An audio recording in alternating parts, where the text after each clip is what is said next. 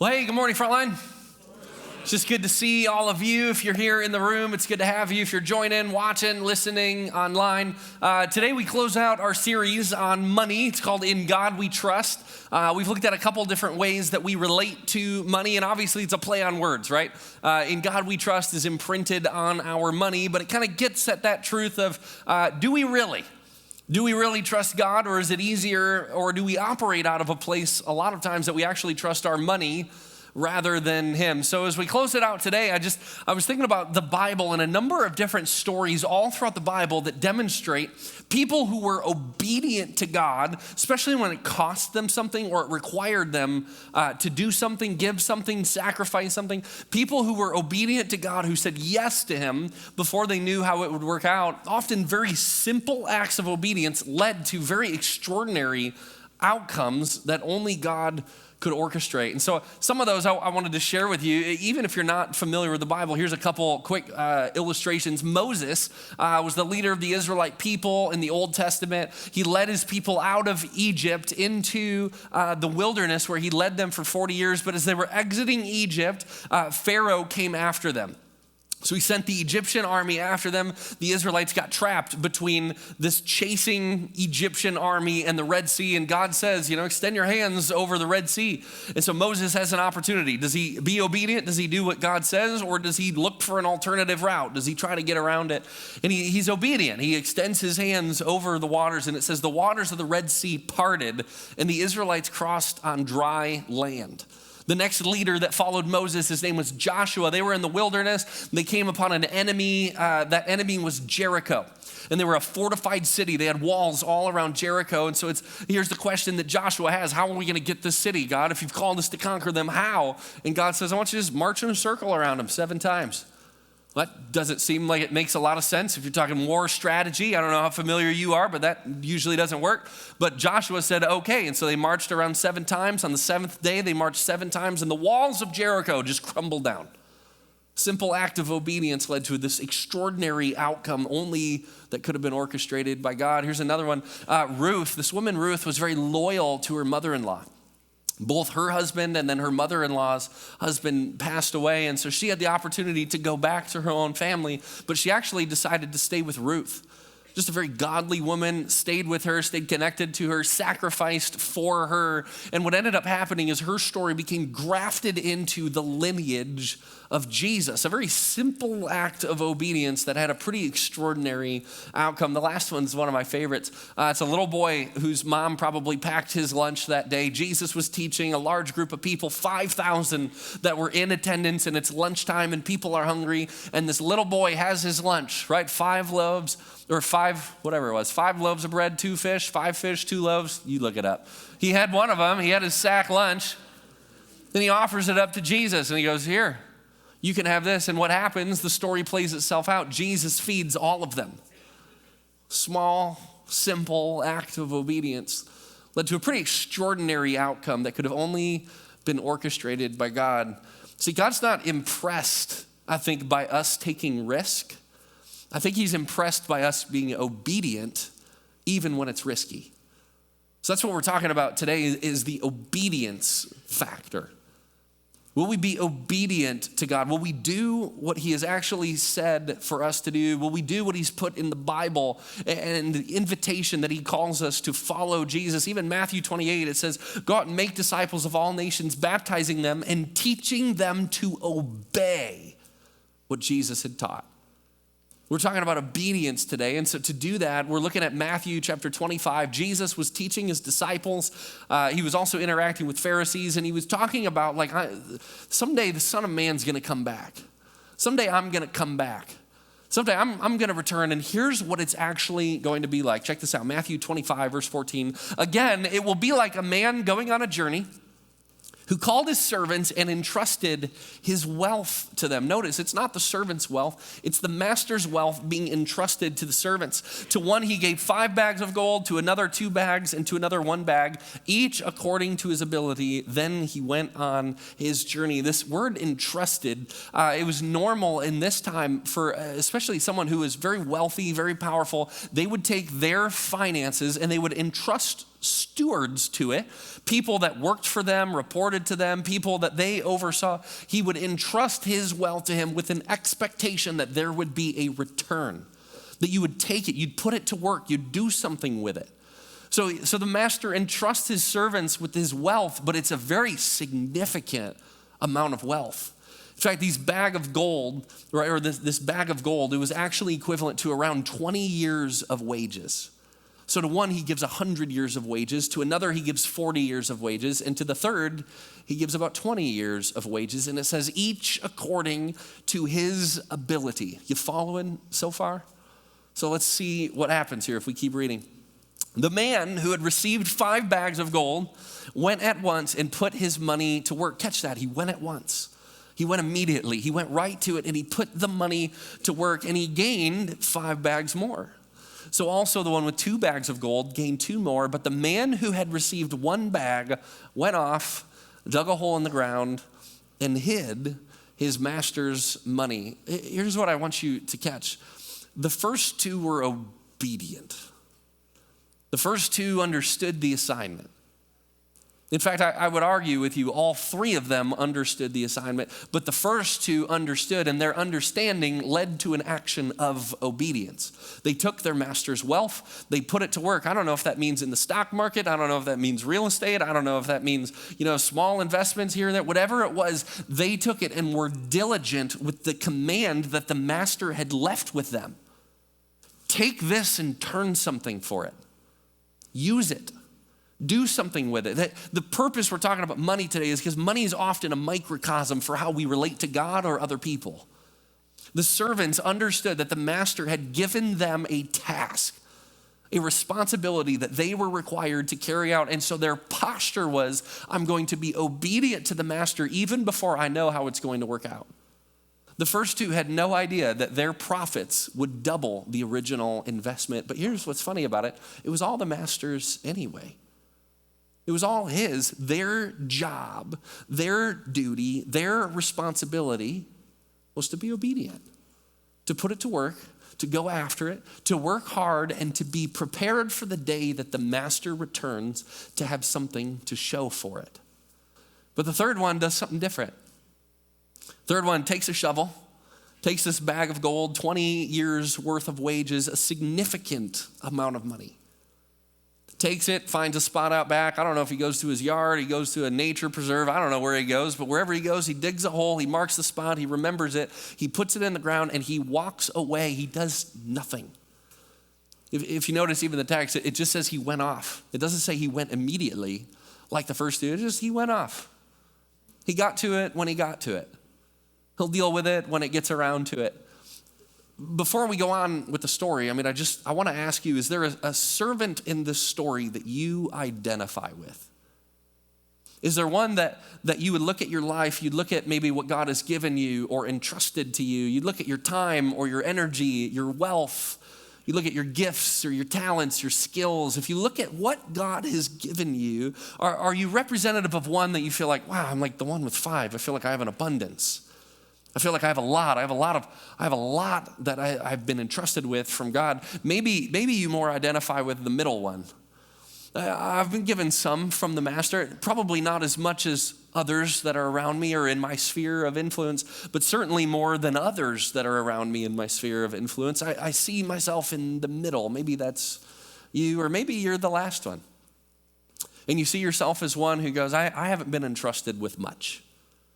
I look at everybody else, it seems like everybody else has more. They got more opportunity, more money, more wealth, more time, more freedom, more everything. God's given them so much more, and I've only got this little. There's something I think that happens in our heart posture, especially when we look horizontally, that if we see ourselves as the one who has won, sometimes we get resentful. I think sometimes we look at God and we say, why one for us? What have I done to deserve that? How come I can't have what they have? And sometimes our heart postures, we start getting angry or frustrated. Our heart posture that desires more, wants more, sometimes that turns into a very different type of attitude that relates to God. And remember, money is a microcosm.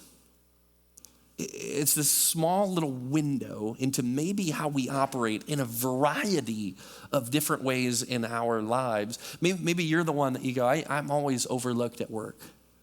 I'm always overlooked in the classroom, or I'm always overlooked in my neighborhood. I'm always overlooked in my family. I'm always the one that gets the least, and the least is expected from me, and so it turns, right? It's like, maybe I won't be obedient. Maybe I won't do what's expected of me. Maybe I won't do what God has actually asked me to do, because what's it going to make? What difference is it going to make anyway?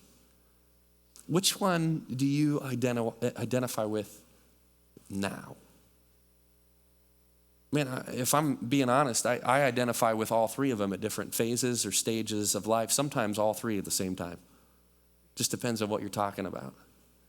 If we camp in the lane of money just for a little bit and use this as an illustration to get in, which one do you identify with? Let's keep reading here. After a long time, the master of those servants returned, and he settled accounts with them. The man who had received 5 bags of gold brought the other 5. Master, he said, you entrusted me with 5 bags of gold. See, I have gained 5 more. His master replied, well done, good and faithful servant. You have been faithful with a few things. I will put you in charge of many things. Come and share your master's happiness. The man with 2 bags of gold also came. Master, he said, you entrusted me with 2 bags of gold. See, I have gained 2 more. His master replied, well done, good and faithful servant. You have been faithful with a few things. I will put you in charge of many things. Come and share your master's happiness. The word I want to camp on, just in this little section here, is faithful. Faithful. I don't know what you think of when you hear that word, read that word, see that word, but faithful, right? Sometimes I think like, oh, these guys had faith. Right? They had faith that if they did what they were supposed to, there would be an outcome. And our often, sometimes our intention is we look for the outcomes and we go, yeah, there it is. That's what I was after. That's what we wanted. Our temptation in this story is to celebrate the fact that the first 2 doubled their money. Especially as Americans, we look at the outcome. We look at the bottom line. Were they in the black or were they in the red? Woo, doubled it. Way to go. Those guys are awesome. That's our temptation in this passage. But I think what we overlook is that word faithful, because it doesn't just mean they had faith that the outcome would be good. The word faithful actually translated means in the transaction of business, in the execution of commands, or in the discharge of official duties. That's what faithful means. Faithful is a fancy word for obedient. The first 2 were praised, celebrated, high-fived by their master, not because they had faith, because they were obedient. Because they saw from the very beginning to the very end, everything that I have been entrusted with does not belong to me, it belongs to my master. And because it belongs to my master, the command that my master gave to me requires me to act out of it, to be obedient to it, which means the outcome is belonging to the master. If they double or triple or quadruple their money, the end is the same. It is still the master's.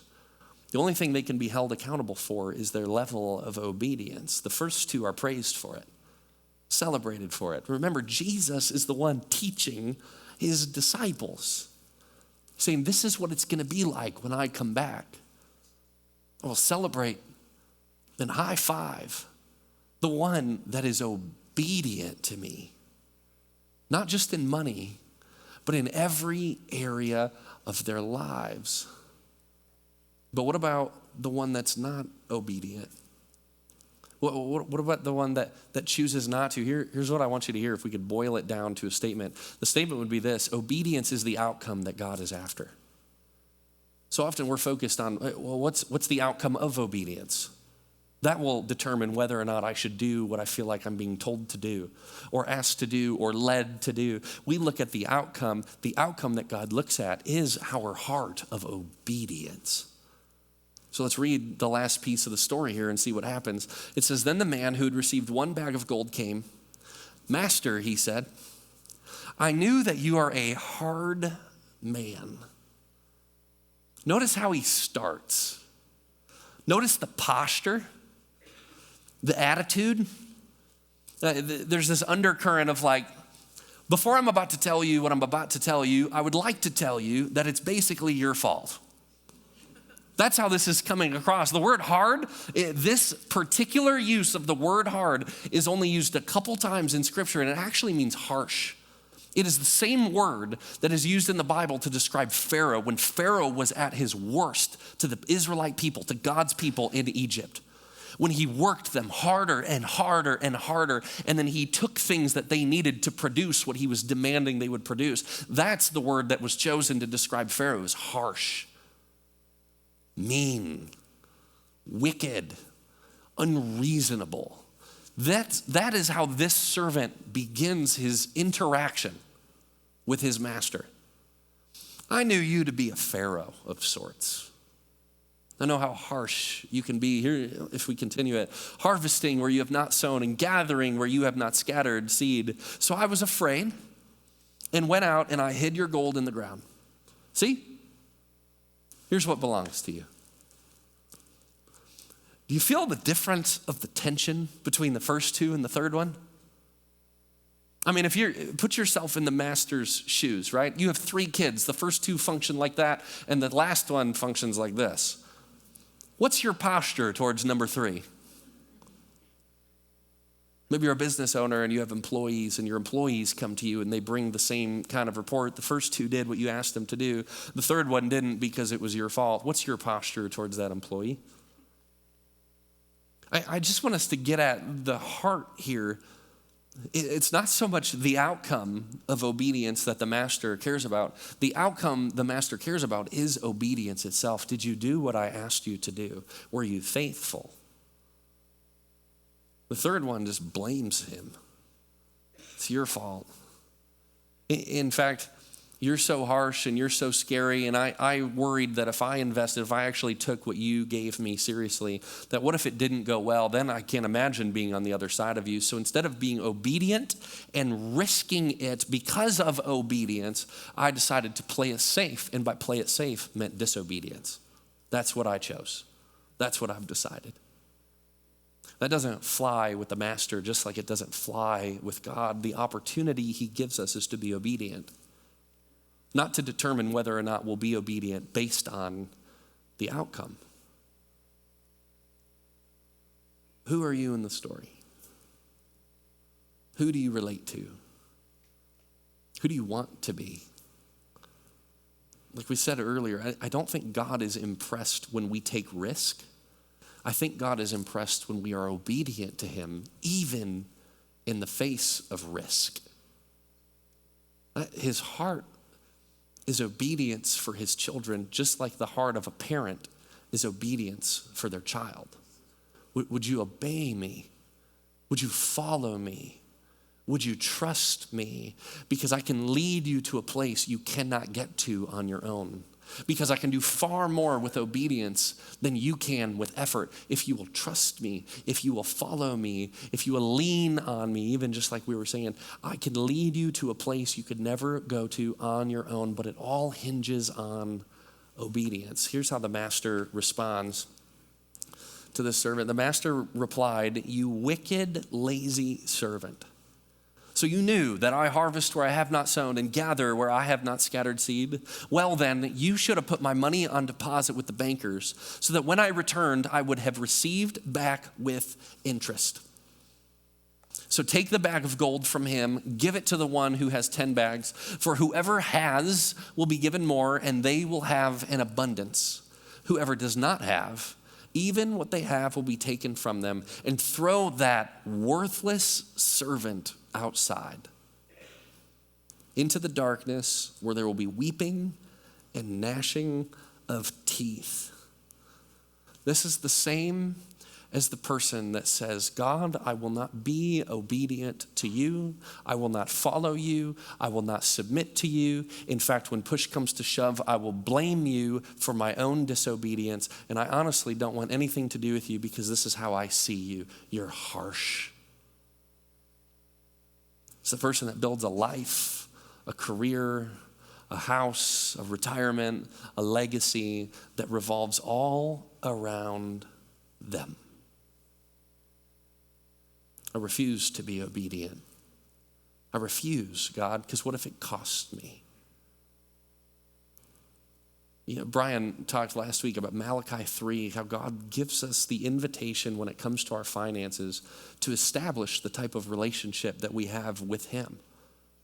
When we go first, right, even in the realm of tithing, when we go first, when we trust the Lord with that first 10%, when we give back what has already belonged to him, when we give it back, it postures our heart in a totally different way as we relate to him. It says, God, it is you that I trust. God, it is you that I follow. It is you that I submit to. Jesus, you are a king. You're not just a prophet. You're not just a priest. You're not just a shepherd. Jesus, you are my king. Therefore, I will obey you like one obeys a king. I realized as I've sat with this sermon, as I processed this, as I worked on this message, this one was hard. I had to dig a whole lot deeper in my own heart because I was trying to figure out why deep down do I still resist this? I'm just telling you, why do I personally, David, why do I resist this when it comes to God? And here's what I arrived at. I often derive two things, particularly from money, that I've discovered that are very problematic for my life. Number one is this, it's significance. When you're competitive, money is a great scoreboard. It's easy to count, it's easy to see, it's easy to compare. There's a lifestyle that it opens up or access to, whatever. This is everything from what you drive to what phone you have to what kind of house you live in to what bank account number is represented, your Roth IRA or your 401k or your 403b, whatever it is, you go, oh man, this is an easy scoreboard for me. And when it's bigger, I feel bigger. You know how problematic that is? Because that actually cuts both ways. When that gets smaller, I feel smaller. All of a sudden, I've attached my identity to this thing that has no bearing, no true compass as to where my identity actually is because it is totally apart from who God says I am. The invitation God gives all of us is you find your significance in me. You want to be significant, be a part of my kingdom. Follow my ways. Live like I lived. Die to yourself like I did. You want to find significance. It is only rooted in Jesus. But then here's the other thing that I continue to derive from money. It's security. You ever feel safer when you have more money or your bank account's higher or you're closer to retirement and it seems padded and it's protected? I mean, the way I think about it is it's like if there's me, then all these other things are like it's houses and then roofs and then walls and then moats and then alligators and whatever it is that just surrounds. It's like nothing's getting close, right? I'm impenetrable. When we start finding our security in something like money, it drives us away from finding our security in God. I was praying in my office a couple months ago, and what I felt like God said, I was really struggling with security, going, God, I feel like you keep asking me to let go. You keep asking me to let go, and it makes me feel insecure. It's like you're asking me to open the gate or put a bridge down or whatever. And it's like, God, I feel vulnerable. I feel insecure. I feel weak. And what I felt like God said, what it felt like he put on my heart was, David, you are never more secure than when you are with me. Now, that's a truth you can build your whole life on. But it's risky. It's costly. Will we actually be obedient to God even when it's risky? That's what this master was after in this whole story. We have this saying here at Frontline. It goes like this: yes before how. Maybe you've heard it before, you've heard us say it before, maybe you've seen it on our website or social media or something like that. Yes before how has a real significant meaning because it's a postured heart towards obedience to Jesus. That's what it means. So here's what it means. The yes means I will obey. I will do what you say, God, especially in the realm of money, because money leads to a lot of other things. It's a microcosm for how we relate in a variety of other ways. When we say yes before how, we mean my first answer will be yes out of obedience to what you are calling and leading me into. But the how means I will say yes before I know how it'll work out. The yes means before, it means yes, I will do it. I will be obedient before I know what it will cost, for me or my business or my job or my employees, my ministry, my classroom, my church, my future. Yes before how means I will say yes to you, God, before I know how it's going to work out, before I know the outcome. This is what's evidenced in the first two servants. They said yes to their master before they knew what would happen. And their obedience led to a totally different result. What do you think God's putting on your heart? What do you think he's prompting you with? What is he asking you to be obedient to him with in your life that's hard right now? You have this closed fist, like I don't want to let that go because if I let it go, it's risky. God might lead me to a place I don't want to go. It might cost me something I'm not willing to give up. See, money has this way of identifying our priorities. It shows us what is significant to us, and it shows us where God ranks on our list of things we care about most in our hearts. God's asking us, will you put me first? Will you be obedient to me? Because if you'll do it with your money, there's a great chance you'll do it in every other area of your life. What is it that God's stirring inside of you? And again, it's because of this, because obedience is the outcome that God is after.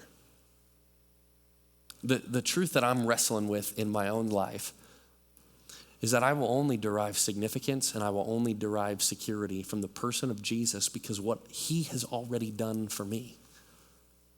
I was joking with somebody this morning before service started. I said, I really believe that God called me to be a pastor so that I would wrestle with this stuff on a much deeper level than I probably ever would otherwise. It has forced me and sometimes tormented me to just sit and go, why do I feel the way I feel? Why do I resist the things that I resist? Why do I push back on? Why do I run from? Why do I rebel? Why do I feel anxious or insecure about all these other things? And it's because of this. For some reason, I just have a hard time trusting that Jesus is who he says he is. When push comes to shove, I go, no, do you love me? Will you care for me?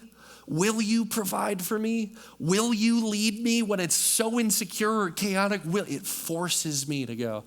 And I need to answer, yeah. And you take a step. You say yes before how. I've had to learn to do this over and over and over and over in so many areas of my life. And what I would tell you is he's been faithful every single time. Every single time. Sometimes I see the outcome, sometimes I don't. But it's because obedience is the outcome that God is after. He's after a heart that has postured itself before him, underneath him, submissive to him. So what's your yes before how? Is there something that you feel like God is putting on your heart or leading you to right now that's hard for you to be obedient? It's hard for you to let go. It's hard for you to say okay. It's hard for you to give, or it's hard for you to sell, or it's hard for you to sacrifice. What is the area of your life right now that God's saying, will you trust me? Will you actually say yes before you know how it will work out? What is it for you? As an organization here at Frontline, we are trying to do this for the sake of our community. You've heard Cody talk about it a little bit this morning, even with the children's camp coming up this summer. Our heart is to reach our community, and we could have went with Spring Hill, who we had before, and I'll be the first one to tell you, it's way more convenient for us. It's way less time intensive for us. It's less creative intensive for us. It's less volunteer intensive for us. It's all these other things, but what we felt like God was leading us to is, will you say yes before how? Will you be obedient and create something that is accessible for the community on a far greater level? And trust me. So that's why we're doing what we're doing this summer. There's another couple of things we're doing right now. Hand to Hand. Hand to Hand is one of our most significant partners here at Frontline. Hand to Hand partners churches and schools together to meet the needs of kids who are hungry, who don't have enough food on the weekends. That's what we do. I've been praying for this for probably a year and a half. God, would you give us the Northview schools? And starting in June this year, we'll have 4 of them. We'll have 4 schools. What an opportunity for us as a church to say, we'll lean in. We'll say yes before how. We'll say yes to meeting the needs of people outside that we drive past, that we live next to, that we work alongside, that we go to school with. We're going to say yes. We're going to take a step forward and say, God, we'll be obedient and follow you even when it's risky for us. Another one is our essential store. Last month, we served 167 families in our community. The month before that was December, we served 184. We're talking 600 to 700 people in our community that are coming here for essential items. All we're doing is saying, yes, God, we'll help meet those needs. We don't know where the money's coming from. We don't know where the product's coming from. We don't know a lot of the hows. We don't know how it's going to work out, but we feel like you're calling us to be obedient. So we're going to continue to say yes, and we're going to step into it. Ukro, Ethiopia, we have a partnership there. We have a care point, and we've said yes this week. They have an additional 20 kids in that program that need sponsors. So we said yes. We prayed about it. We sat with it. We felt like God's leading us to it. Do I know how we're going to pay for all this? No. Do I know how we're going to provide for all of this? No. Do I know if you're going to volunteer or give of your time or give of your treasure? No. But I'm trusting that if God's leading us to it, our act is to be obedient. And so I would just ask you, what is the yes that God's putting on your heart? What is he inviting you to step into? Just for the sake of obedience, so that he can have an impact even through you, through us, far greater than anything we tried to do on our own. There's this book, it's called Why Revival Tarries. Tarries means delay. Why Revival Delays? It's written by a man named Leonard Ravenhill, and here's what he writes. He says, one of these days, some simple soul will pick up the book of God, read it, and believe it. Then the rest of us will be embarrassed. We have adopted the convenient theory that the Bible is a book to be explained, whereas first and foremost, it is a book to be believed, and after that, obeyed. Jesus looked at his disciples. He told them, go make disciples of all nations, baptizing them and teaching them to obey all that I've commanded you. Friends, I just want us to be a simple church that postures our heart towards obedience to the Holy Spirit, to saying, we'll say yes to you, we'll follow you, we'll trust you, even when it's risky, even when it's costly, we will follow you, and I'm trusting him for that outcome. So I asked Janeth to come up. Janeth is our missions pastor here at Frontline. His life has been a yes before how. Grew up in India in 2011, was pursuing a computer science degree, felt like God called him into ministry. 2 years later, God called him to Chicago with $750 in his pocket. God provided a scholarship to the school he was at, provided for his housing, provided jobs. I mean, the steps that God has led him to that actually brought him here would blow your mind. And so here's what I asked him to do for today, is for us just to carve out a little bit of time right now, just to get on our knees in prayer and say, God, what is the yes that you are asking us to step into? As a church or as a family, as a marriage, as an individual, what is the yes that God is asking us to step into? And I could think of no better person for this right now than to lead us through for Janeth. So yeah, would you? Thank you. Church, this morning, I don't know what God put in your hearts, like which area of your life you're trying to say yes to God, which area of your life you're trying to be obedient to God. But I can say in our humanness, there's fear and doubt and anxiety which stops us from saying yes to God. So this morning I want to say, I want to remind Romans, Paul says in the book of Romans chapter 1 verse 5 that true obedience comes from a place of faith. And faith comes in knowing God. So I invite you into a time of prayer. And I'll kneel down, and if you're able, please kneel with me. We'll go into our Father's presence and just spend some time discerning Him and asking Him to strengthen us.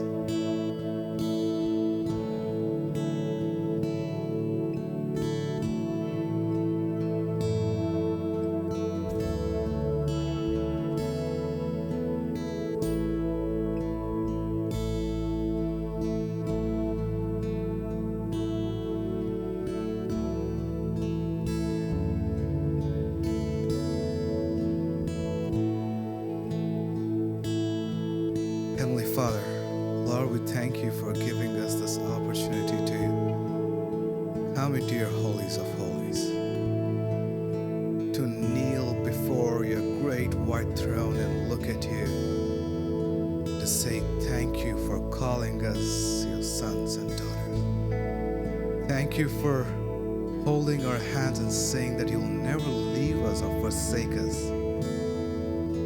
Thank you for saying that even though we walk through the darkest valleys, that you will never leave us alone, because you have loved us more than anything else in this whole world, Lord. Lord, you have given us the desire.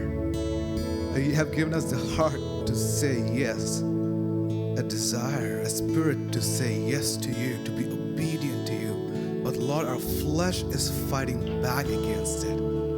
Lord, our fear is fighting back against it. There's doubt is coming into our lives, which is not allowing us to let go of our control over our lives. Lord, in our weakest point, Father, we ask you to strengthen us. Give us the faith to say yes. Give us the faith to be obedient. Lord, I pray, Lord, that you will reveal yourself to us. You'll reveal your will, that you'll speak to us. You'll give us visions and dreams of you, so that, Lord, you can strengthen our faith so that we can continue to obey you and take that blind faith step in whatever areas you're calling us, Lord. Lord, this morning we surrender our lives into your hands. Hold us close to your arms, Lord. In Jesus' holy and mighty name I pray.